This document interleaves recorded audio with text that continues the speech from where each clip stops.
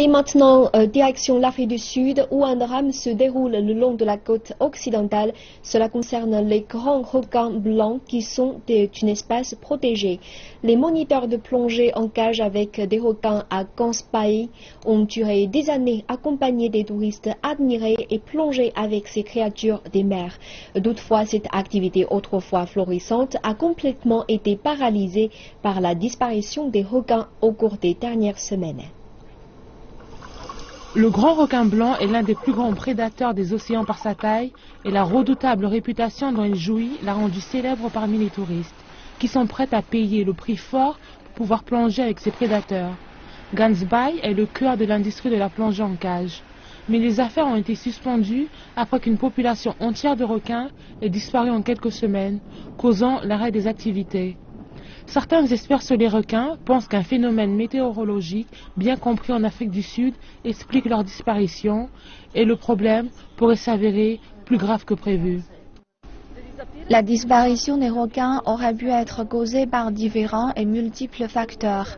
La météo est devenue plus ou moins très étrange au cours de l'année dernière. Le phénomène El Niño est certainement l'une des causes. Et pourtant, les études que nous avons menées montrent que El Niño affecte seulement les requins malades. Cette conclusion est aussi basée sur notre étude génétique. Donc, chaque changement mineur ou majeur dans l'environnement affectera la population malade d'une espèce. Ce qu'on vit à Gans Bay va se répéter. La principale activité touristique à Gans Bay sont les requins.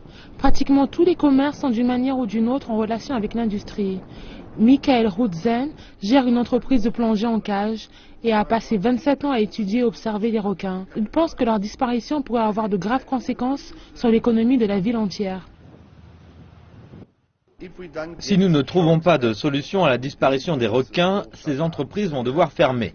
Par conséquent, il y aura une perte d'emploi importante.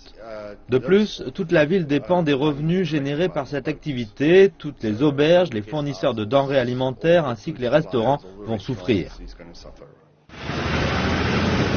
La météo a été impitoyable, laissant ceux qui veulent s'aventurer en mer rentrer rapidement. Ces conditions de vent inhabituelles ont été attribuées à El Niño. Les vents frappent les côtes depuis 2 semaines et demie et a causé la baisse des températures en mer. C'est très inquiétant. Toute l'industrie s'est arrêtée. J'ai vu de nombreux effets de El Niño venir et partir, mais je n'ai jamais rien vu de tel. Je suis convaincu que les animaux ont presque disparu. Les conséquences de la disparition des requins sont très claires dans l'industrie de la plongée. Mais ce qui n'est pas clair, c'est comment les animaux planifient de revenir, s'ils reviendront un jour.